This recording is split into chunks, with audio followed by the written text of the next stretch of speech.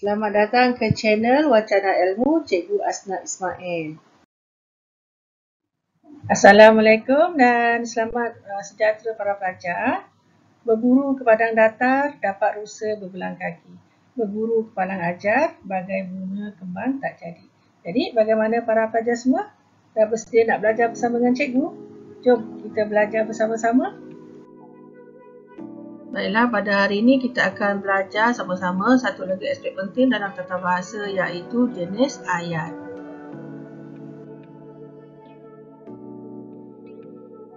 Jenis ayat dalam bahasa Melayu terbagi pada 4, iaitu pertama ayat penyata, kedua ayat tanya, ketiga ayat seruan dan yang keempat ayat perintah.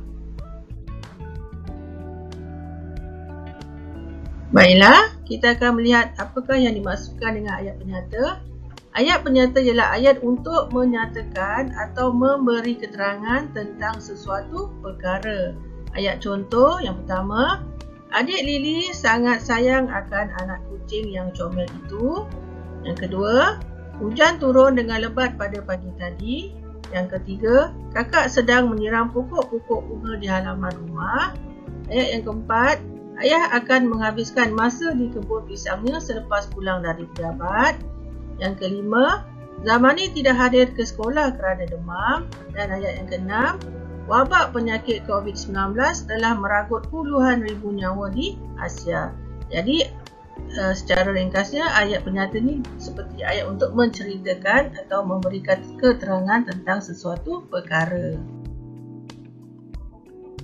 Sekarang kita akan lihat apakah yang dimaksudkan dengan ayat tanya. Ayat tanya pula bertujuan untuk menanyakan tentang sesuatu hal atau sesuatu perkara.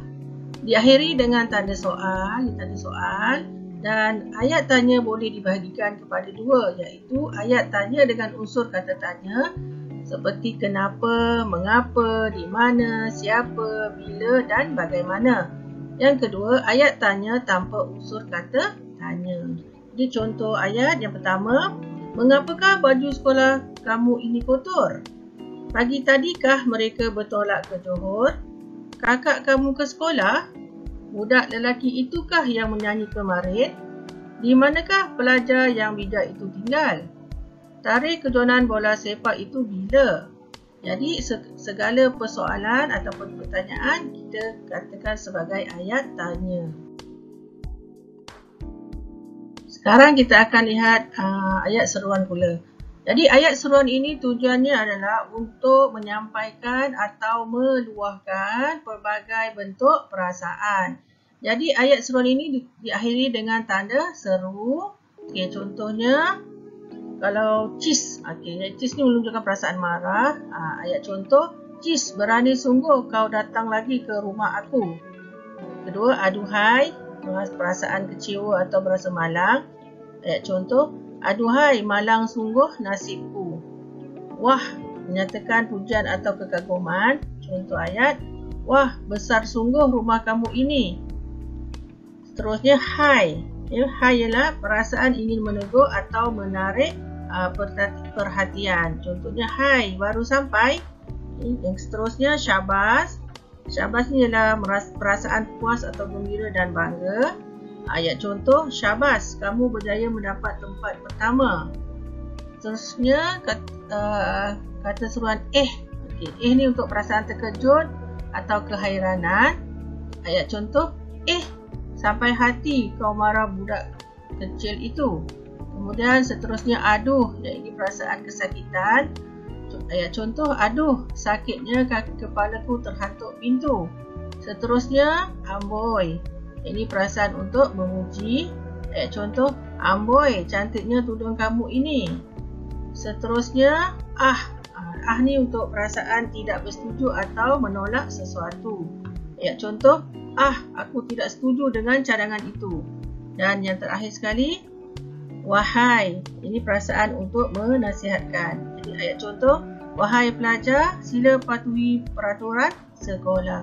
Jadi inilah antara contoh kata seruan. Jadi pelajar kena tahulah apakah bentuk kata seruan untuk melahirkan pelbagai bentuk perasaan.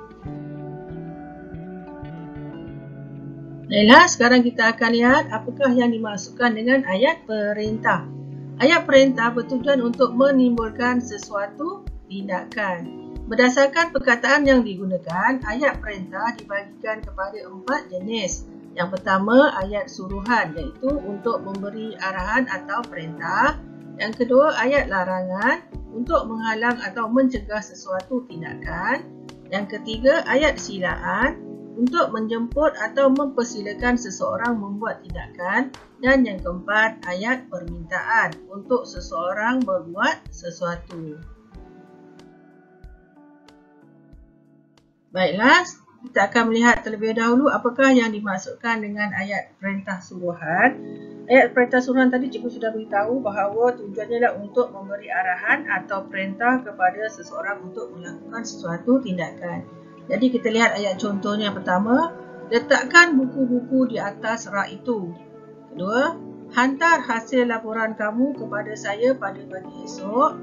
Seterusnya, angkat baju-baju di ampaian kerana cuaca sudah mendung. Dan contoh yang keempat, pilihlah antara satu jambangan bunga yang cantik ini.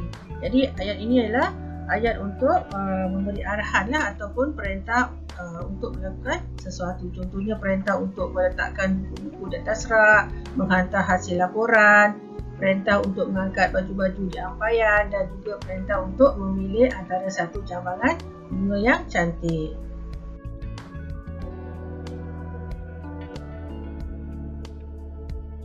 Sekarang kita akan lihat apakah yang dikatakan ayat perintah silaan. Jadi ayat perintah silaan ni ialah untuk menjemput atau mempersilakan seseorang untuk berbuat sesuatu. Jadi kata perintah yang biasa digunakan adalah jemputlah ataupun silalah. Jadi contohnya jemputlah makan kuih muih yang lazat ini. Yang kedua, silalah masuk ke dalam rumah saya ini. Yang ketiga, jemputlah duduk di kerusi batu ini. Duduklah, saya hendak ke dapur sebentar. Jadi duduklah di sini ialah ayat silaan yang tidak menggunakan kata perintah jemput atau sila, tapi menggunakan kata penegas lah.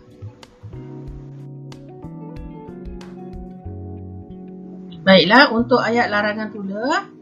Ayat larangan ni fungsinya adalah untuk menghalang atau mencegah sesuatu perbuatan. Dan biasanya ayat perintah larangan ini akan menggunakan perkataan jangan dan juga usah.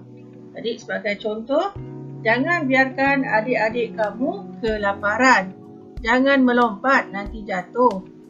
Usah berdalih lagi dengan memberi pelbagai alasan. Dan usah pergi kerana ibu akan tinggal sendirian. Kita akan melihat ayat perintah permintaan. Ayat perintah permintaan ni fungsinya adalah untuk meminta seseorang berbuat sesuatu. Dan biasanya kata perintah yang akan digunakan ialah perkataan minta, tolong dan juga harap. Jadi ayat contohnya, minta kamu semua bertenang, tolong kutip sampah yang berterabur itu, harap kamu akan gembira menerima hadiah ini.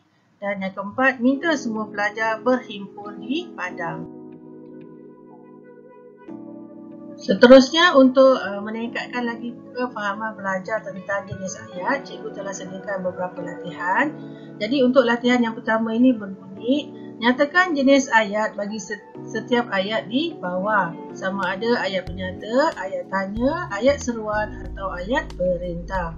Yang pertama, budak itu berlari dengan pantas ke garisan penamat. Kedua, bagaimana kamu boleh menyelesaikan masalah ini dengan mudah? Yang ketiga, jemputlah datang ke rumah saya pada hari Ahad nanti. Yang keempat, basikal kamu yang rosak itu sudah dibaiki? Yang kelima, nah, rasakan pukulanku pula. Yang keenam, tolong hantar skrip jawapan anda sekarang kerana masa telah tamat. Yang ketujuh, usahlah dikenang perkara sedih yang telah berlaku. Dan yang ke-8, tutup pintu dan tingkap apabila kamu hendak keluar rumah. Baiklah, untuk latihan pembukaan yang kedua, arahan soalannya berbunyi, nyatakan jenis ayat perintah di bawah sama ada ayat suruhan, ayat silaan, ayat larangan atau ayat permintaan. Jadi yang pertama, minta isi borang ini dengan butiran peribadi yang lengkap. Yang Yang kedua, janganlah suka mengambil barang-barang tanpa keizinan. Yang ketiga, cuci tangan dengan sabun sebelum makan. Yang keempat, makanlah nasi dan lauk pauk yang saya masak ini. Yang kelima, tolong letakkan semua beg dan buku di luar dewan peperiksaan. Yang keenam, harap kita dapat bersabar menghadapi musibah pandemik COVID-19 ini. Yang ketujuh, usahlah dikenang perkara sedih yang telah berlaku. Dan yang ke-8, siapkan semua latihan sebelum keluar bermain di padang. Bagi latihan pengukuhan yang ketiga, soalannya berbunyi, baca petikan di bawah dengan teliti, kemudian nyatakan jenis ayat yang berhuruf condong dengan betul. Jadi petikannya berbunyi begini, aduhai, dahlah mak dan ayah saya sakit, sampai hati Mak Lia pula buat saya begini, kata Hasnun kepada Syafiq. Saya sudah berusaha sedaya upaya untuk membantu anaknya dalam pelajaran.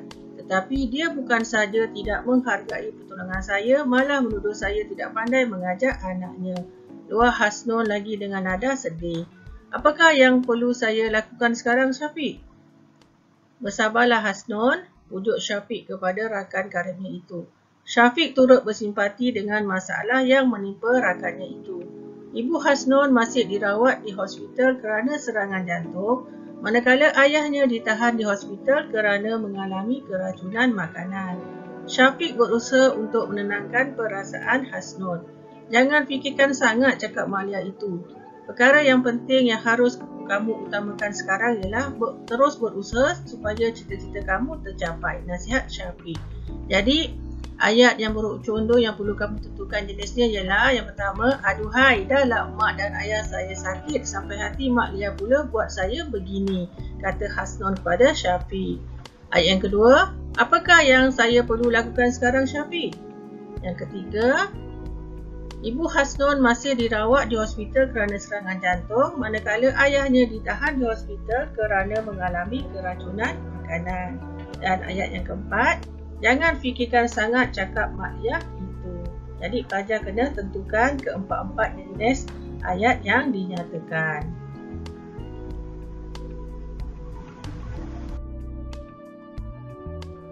Soalan untuk latihan pengukuhan yang keempat berbunyi, berdasarkan petikan di bawah, bina 6 ayat tanya yang lengkap dengan menggunakan kata tanya yang betul. Kata tanya yang digunakan hendaklah bersesuaian dengan frasa yang berhuruf condong. Jadi petikannya berbunyi, perhimpunan rasmi biasanya dijalankan di Dewan Sekolah pada hari pertama persekolahan setiap minggu. Semua guru dan murid diwajibkan menghadiri perhimpunan rasmi. Perhimpunan rasmi sekolah dapat memupuk disiplin dalam kalangan murid. Perhimpunan ini dapat menanam semangat patriotik melalui nyanyian lagu negaraku. Para guru dan murid wajib berdiri tegak ketika menyanyikan lagu kebangsaan. Selain itu, perhimpunan rasmi diadakan untuk membudayakan kemahiran mencatat dan kemahiran mendengar ketika guru menyampaikan maklumat. Jadi pelajar kena bina 6 ayat tanya berdasarkan frasa yang berhuruf condong. Yang pertama, di Dewan Sekolah. Yang kedua, setiap minggu. Yang ketiga, semua guru dan murid. Yang keempat, perhimpunan rasmi sekolah. Yang kelima, melalui nyanyian lagu negaraku. Dan yang keenam, membudayakan kemahiran mencatat dan kemahiran mendengar ketika guru menyampaikan maklumat. Jadi, cikgu harap kamu semua dapat menyiapkan atau dapat membuat semua latihan pengukuhan yang telah cikgu sediakan. Pelajar boleh berbincang di sekolah bersama dengan rakan-rakan ataupun dengan guru mata pelajaran. Jadi cikgu amat berharap para pelajar semua telah faham apa yang telah cikgu sampaikan. Jadi jangan lupa ya untuk like, share dan juga subscribe kerana sokongan anda semua adalah pencetus motivasi pada cikgu untuk menghasilkan video-video PGPC yang lain lagi. Jadi sekian, terima kasih.